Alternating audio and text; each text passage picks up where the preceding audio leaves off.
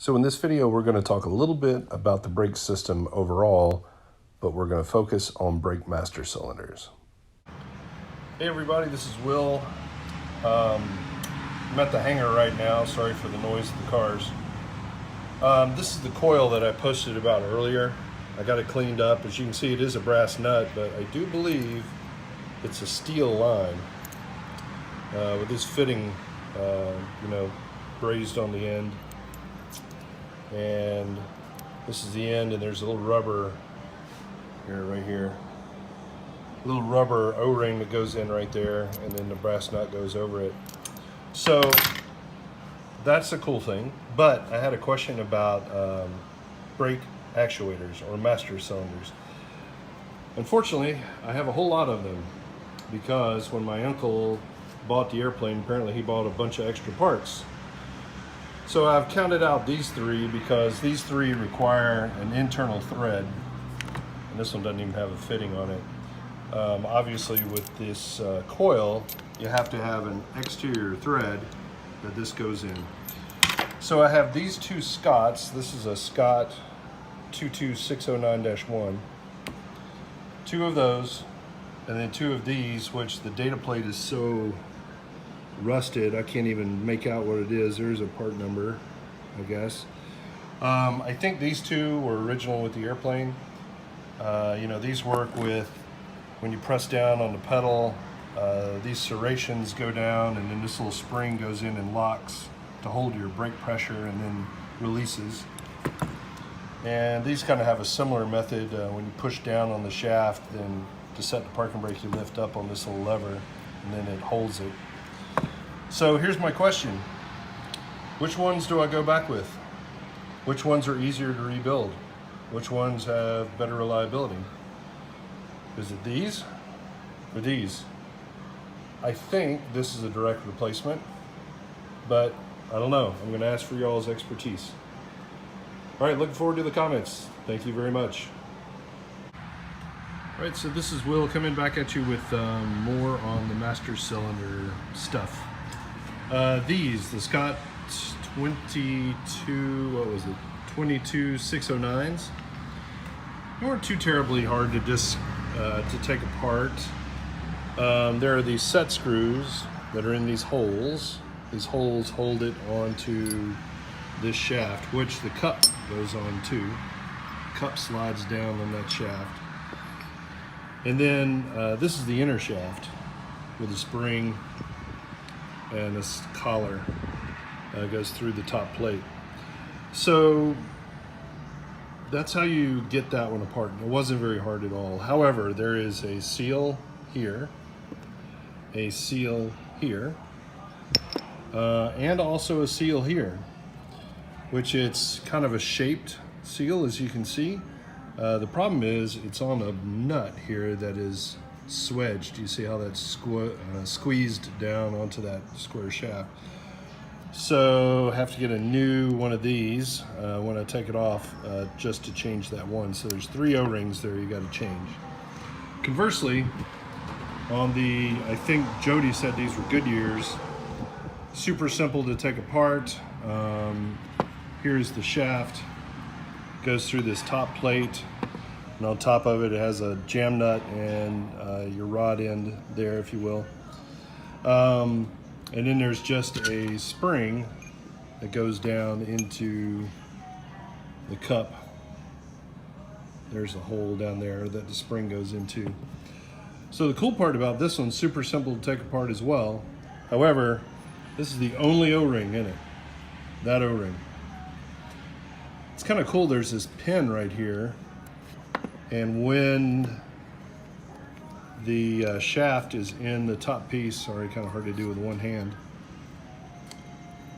When you release the brakes and the shaft goes all the way up, you can see this pin contacts and pushes down, and I guess it makes sure that there is no trapped pressure in the line. I thought that was a pretty cool design right there.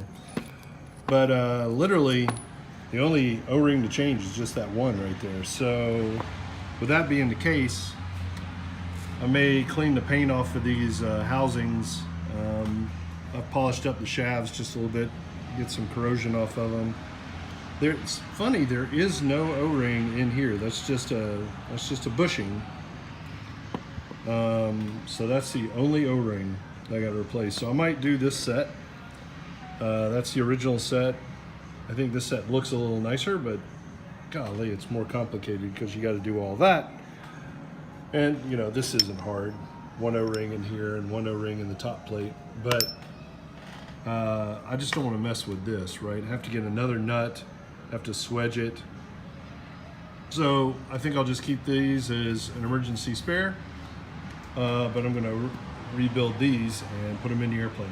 Thanks for the input, and always value you guys who have more experience than me in the Stinson, but it's always fun to learn about this stuff.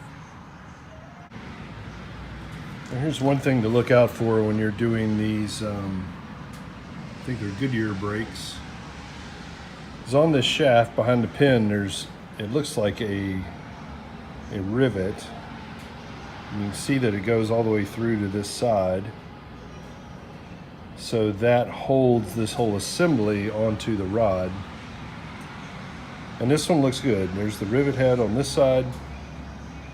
And there's the end of the rivet on the other side. So it's carrying the load from this side all the way over to this side. So that looks okay. But when I was inspecting the other one, here's the pin, there's the rivet head. If you turn it over, here's the hole, and you can see the other end of the rivet, so you can see the shaft there. See the shaft? So the rivet's not going all the way through, so the only side that's carrying the load is this side. This side of the rod is not, or this side is not being supported all the way through the shaft to this side. So you know what's going to happen there is you're going to step on the brakes, the head of this is going to shear, then the head's going to fall off into your reservoir, then you're going to have no brakes. So I've got to figure out how to get this pin out, which you'd think it would just come out, but the very end of this pin, right down here where my thumbnail is kind of flared out so it stays in. So you can't just pull the pin out this way. So somehow I've got to figure out how this pin comes out. That doesn't look like it comes off either. So I can put a new rivet through there and make sure it comes all the way over to this side. Always something to learn about. Okay, so I think after looking at both of the different types, one's the Scott and one is the Goodyear, I've made my decision. I'm definitely going to rebuild the Goodyear versions because they seem much simpler and there's just one O-ring to replace. I do have to clean up the top caps. That shouldn't be too hard though.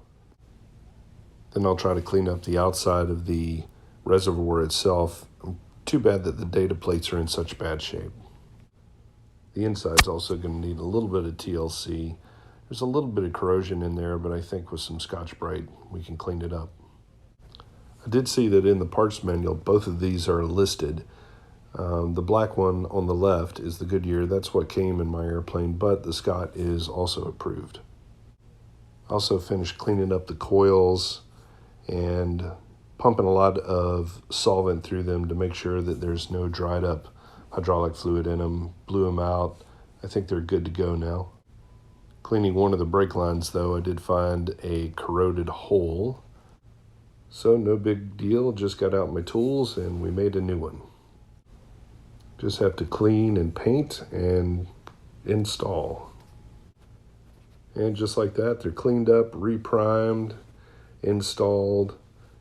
All I gotta do is get the new hoses that go down to the gear legs remade. And here's a little before and after. The top picture is when I got it, and the bottom picture of what it looks like now. Slowly coming along. Well, that's it for now. Still got a lot more work to do, but go to my blog at November 97954.org for more. And always, If you want, join the International Stinson Club at stinsonowners.org.